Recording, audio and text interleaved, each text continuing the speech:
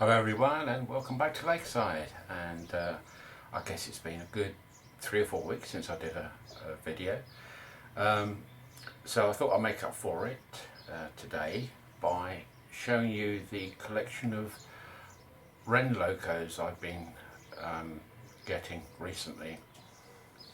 Started off with just one, and I was so impressed with it that I thought, oh, I'll have a look for another one and another one and I've now got 8 locos, Wren locos, all different, and I just find them very attractive. I mean, they're not a patch on today's locos as regards detailing. They're very crude when you look at them, but that's really what attracts me to them, because they're basically big Meccano sets. If you look at the screws, they're huge, big nuts, and yeah, I mean, there was no thought really into much as regards presentation. It was, there's a locomotive and it runs, go away and play with it. And there's a rough shape of it, very much like the old Dinky toys were. If you look at a Dinky toy and Oxford Rail, there's no comparison, there really isn't. But of course, with modern technology and with things being miniaturized, then the detail can be included. But obviously back in the 60s and 70s that wasn't available at the time, and so things by today's standards do look quite crude. But as I said, that's really what I find attractive about them, perhaps because I'm crude. Anyway, what I'm going to do, I'm going to place a loco over there on the track, just so that you can visually see it, and then I'll see if I can get them all to run by themselves. I've got so much on the track at the moment, I can only really get, apart from taking them all off, which I don't want to do. I would just take off one track and just have one running, so you can see it going. So that's the aim of the video today. Now, if Wren locos aren't of any interest to you, then I would switch off now, because it's purely going to be Wren. And I can understand that, you know, so don't worry about that. It's something which maybe the younger generation might not be interested in, because they're used to the, I wouldn't say higher quality, but the higher level of detail, should I say. And these haven't got the level of detail. The motors on them are huge, they're massive. So much so that on some of them, the motor sticks out of the cab, they're that big. But they didn't worry about that, you know. It was, well, you know, that's it. But people still bought them in those days, and got plenty of enjoyment. And to be honest with you, all these ones I've got over there for the moment are all now running and DCC converted. So every single one now of the 7 I've now converted. I've got one today which arrived, so I've got to convert that one. But they're all basically the same. 2 different motors, but they're basically the same. Okay, so let's get on with it, and I'll put them on there and we can have a close look. Okay, so I'll see you in a minute. Bye for now. Bye. Okay, so first up, we've got the City of Glasgow, and this happens to be, at the moment, probably one of my favourites, and I think it's to do with the blue livery. It's such an attractive loco, and it's got the gold lining down here of the boiler, and plus around the cab and the tender, and also on the cylinder block here. It's just such a very attractive loco. It's got the smoke deflectors on the side, of course, but if you look at the size of the handrail here, I mean, it's pretty much oversized, but who cares, you know, it's a handrail. It's got double chimney. This particular loco is in really good condition. I wouldn't say it was mint, but it's in very good condition. Now I've just realised that I haven't yet converted this one to DCC, so I've only got 6 I think which have been converted. This one and another one which I'll show you hasn't been converted yet. That'll be the next one up. That only arrived today, but anyway, let's talk about this one. I've got 2 city class locos, City of Glasgow and City of London, and this blue one is, in my opinion anyway, very attractive. The differences between, the many differences between this Wren loco and say a Hornby or a Bachmann loco. First thing is, this rear pony truck here is articulated, so it has flanged wheels on the pony truck, because the pony truck can articulate round a curve. Why the modern day ones are fixed and with a flangeless wheel, I have no idea. I have no idea. This system worked for me. So yeah, I really don't understand that.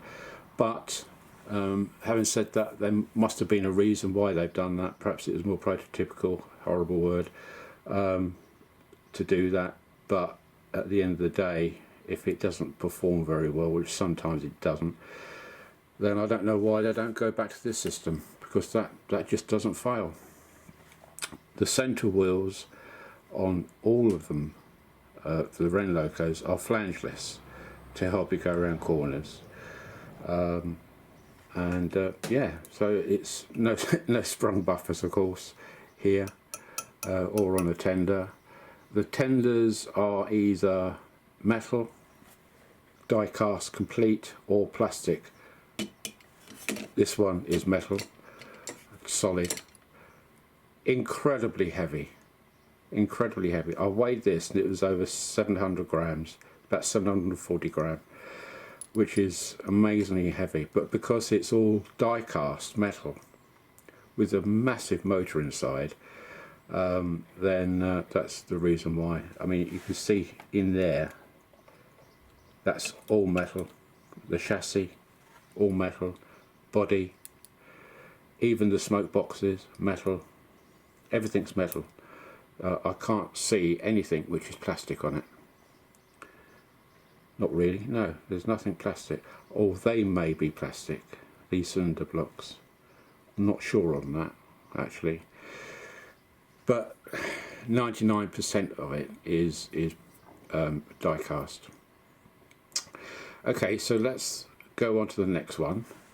And this one arrived today, so I'll show you that one. Okay, second one up is the 8F, and this one arrived today, and it's supposedly to be a really good puller. Again, all metal die cast, including the tender. The tender has got metal wheels, not plastic, so I think that indicates that it's a slightly later Wren loco. I think the earlier ones had plastic wheels to them, but these are metal. And I don't know if you can see, let me see if I can zoom in. You can see just here the motor sticking out. All that is motor, and it goes all the way. The motor goes to about here, so that's the length of the motor, and it's driven to a single wheel through a worm gear, which then drives all the other 8 wheels. Let's go back out. So it's got the reverse and lever rod. Again, no sprung buffers or anything like that, oversized handrails. Very crude by today's standards, but as I say, I love them. I love the crudeness about them. Perhaps it's because of my age. This is what I was brought up to have, and I accepted it. As long as it roughly looked like a steam engine of that class, then that's really all I was worried about. I didn't worry about motors sticking out. It was just an accepted part of the deal. So yeah, so this one plus the previous one, the City of Glasgow, I've got to convert to DCC. But now I've done 6 of them. They're all fairly easy to do. They take a bit of time. It takes about 2.5 to 3 hours to do each one carefully, and that includes cleaning. This hasn't been cleaned. There's all dust in here. I mean, it's not mint, but it is in very good conditions. There's not a massive amount of paint chips on it. The lettering, again, is a bit crude. It looks like it's been hand painted, especially on the LMS on the tender. But even so, when you think, look, that all is a bit out of focus. There we go. When you think that this is what, 1970, early 1970s, I would think, something like that, late 60s, not sure, but it's around about that kind of time. So these would have been transfers on here, not painted, and you have to be very careful when you're cleaning these that you don't start taking the transfers off. So just a word of caution there, if you decide to get any. So that's the 8F, and once I've got this converted and the City of Glasgow, I'll then put those on the track and show you those running. So let's go on to the remaining 6, which have been converted. Back in a minute.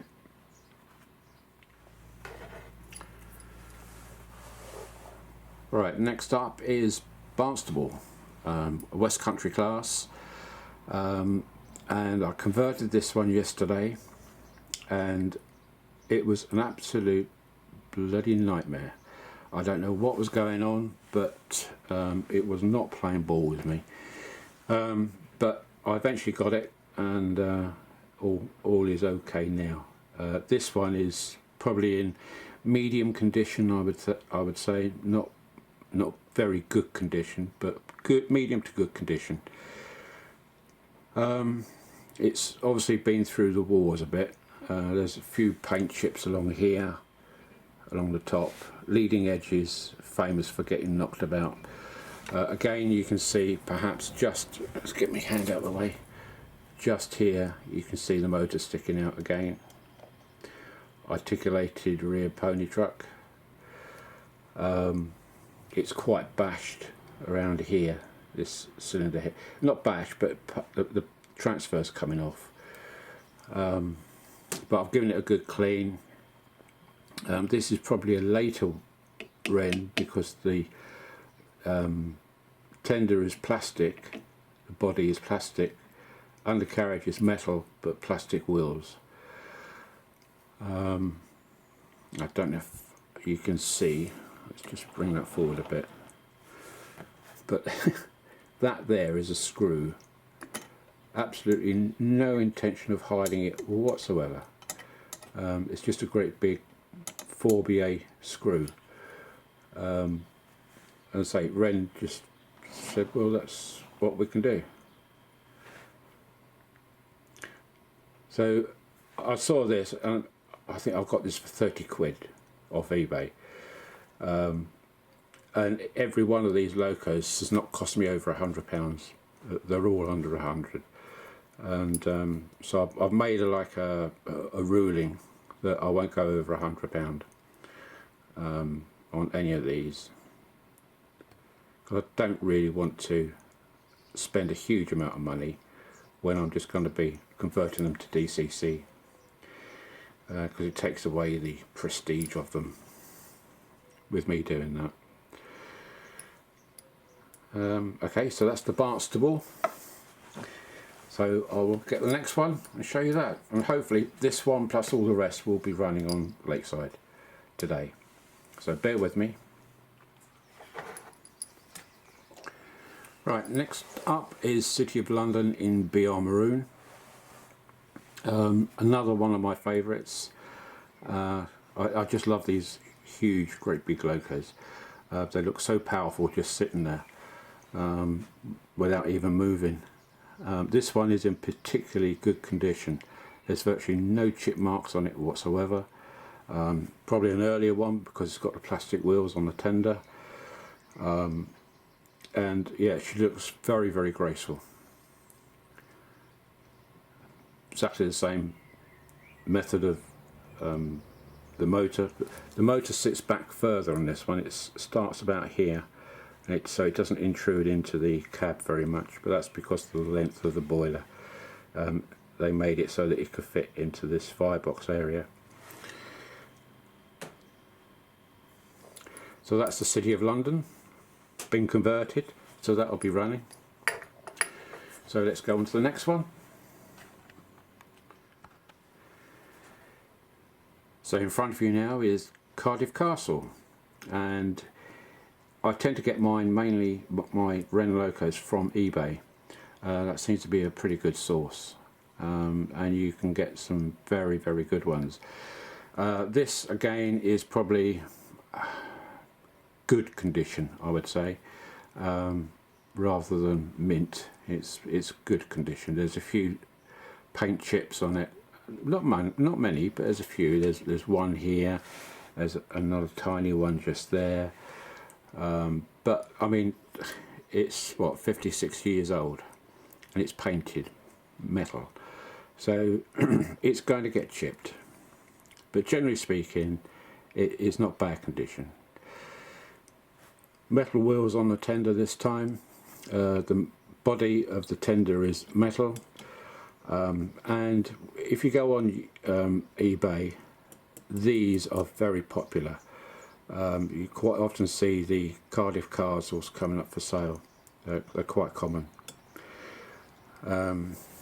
Again, paid under £100 for that. I can't remember what I think this was about £60, something like that. That seemed to be the general kind of price guide, about 60-ish, depending on the condition. So that's the Cardiff Castle. Let's get the next one up. Okay, next one is the Duchess of Hamilton in LMS black livery. What a classy looking loco that is. That is just beautiful, and that is not far off mint. It's not mint, but it's not far off it. It's in beautiful condition. It's still got this lovely pristine sheen to it. It's not dulled or anything. I've just seen a little bit of muck I've missed on the tender, so I'll try to get rid of that. But again, very, very heavy. Would have excellent pulling characteristics on it. Metal, no, it's plastic tender, metal undercarriage with metal wheels. So that's probably very similar to a Hornby tender. What can I say about this one? It's just so cool. I love this, I really do. And I think it's the black livery. It looks menacing just sitting there. Yeah, I just love it to bits. Again, under £100 for that. I think this was quite a bit more than what I normally, but I think this was about 95 I paid for this. But again, if you look at modern day prices of modern locos, you're talking £250 ish for a modern loco, so 95 or so for this to me is a bargain. It's DCC, it runs on this track. I've got no complaints with it, really haven't. It's a lovely looking loco. Right, let's get the next one up.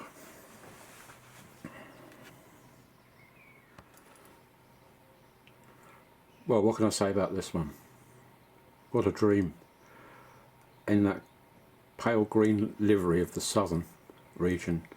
That 4MT just looks so picturesque on the track. I'm seeing more. If I zoom back a bit, that just looks so gorgeous sitting there. Well, in my opinion anyway.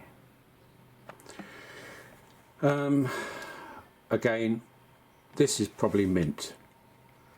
There's nothing missing as regards to the lining on here. It's absolutely pristine. It's perfect.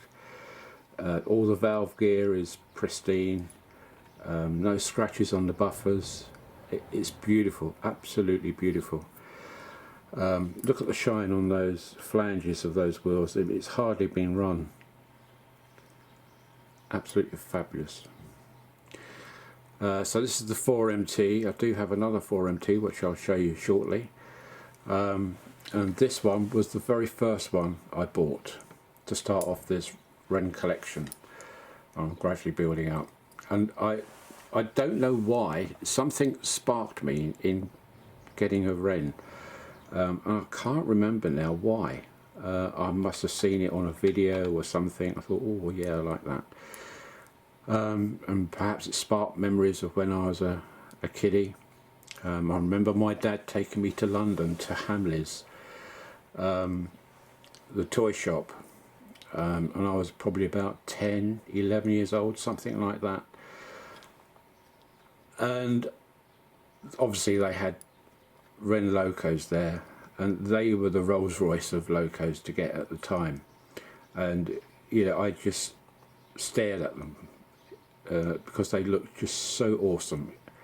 And maybe it was that which, when I saw the video sparking off those memories, maybe that was the reason why I thought, yeah, I'd like to start a collection of Wren locos. As I said before, they're not for everybody. I appreciate that, especially perhaps the younger generation who expect far more detailed locos than what these are. But to me, it's the crudeness of them which is I find attractive, and they also bring back the memories for me too. And if you think that this is 50, 60 years old, I wonder how many of the modern day locos would have the original motors, the original wheel sets, even original bodies on them in 50, 60 years time, unless they've been stuffed in a cabinet for a length of time of that. Then I bet they would have at least one motor replacement, guarantee it. Be very surprised if they didn't. But anyway, going back to the Wren, yeah, absolutely over the moon with this one. When it arrived, I couldn't believe it. It was in such beautiful condition, yeah, I just love this one to bits. I've got two more coming, hopefully this week, so I will show you those once they arrive, and hopefully running on Lakeside. Okay, so I think I've got the final one coming up, so let's get that one out. And perhaps I've saved the best one till last, because I thought the previous 4MT was lovely, but seeing this in the LMS maroon, it's just gorgeous, absolutely gorgeous. And again, it's not far off virgin from mint. That I can't see any real paint chips on it. It's beautiful. It's there's a slight, very slight wear mark for some reason on this wheel here.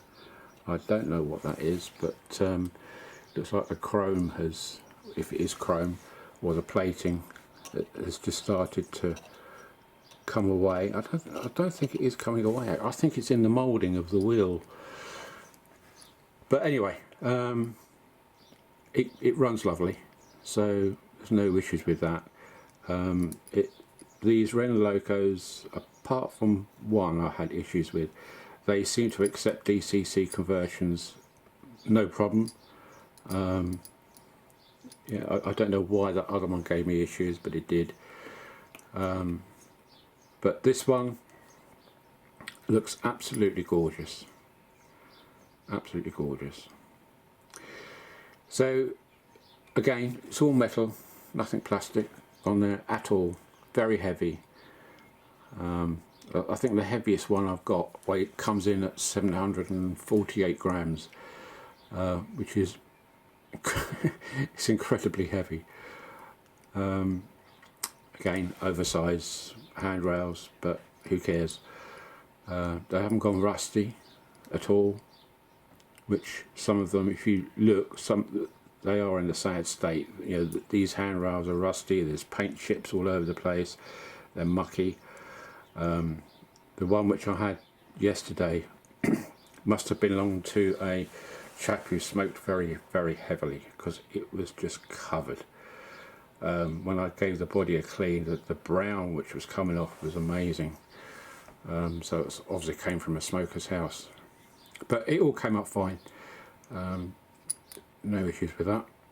So this, I've probably got about 3 favourites, and this is one of them. I just think it looks absolutely gorgeous, but we'll see this running around the track as well, and hopefully I can match roughly some coaches or wagons to the relevant locos as I'm doing it. I say I would have them all running at the same time, but I've got so much stock on the track at the moment, it'd take me ages to take them all off. So I just use one track and do it separately. Okay, so that will be the next stage, is to see these running on Lakeside. Okay, so I'll speak to you a bit later. Bye.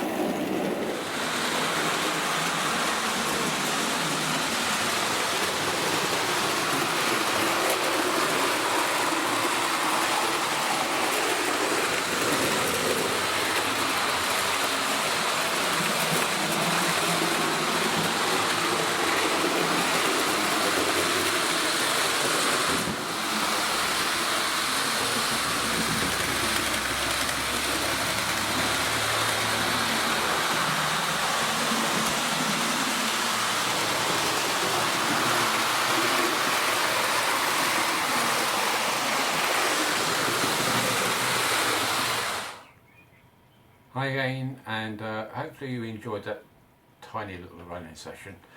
The video has taken half an hour or so, so I'm fully aware of that. So thank you for watching. As I say, I hope you enjoyed it. Something a little bit different, and keep an eye out for a few more to arrive, I think. I seem to be getting the bug for these Ren Locos. Yeah, I'm enjoying it. So that's the main thing. That's what the hobby's all about, isn't it? Enjoyment. It's not all about just building. You have to have some enjoyment now, I think. Okay, so bye for now, folks, and hopefully I'll see you again soon. And there should be, for those who follow me as well on the Gentry, there should be a video of that coming up maybe in a week's time. So we'll see how far I've got with that. Okay, so bye for now. Bye.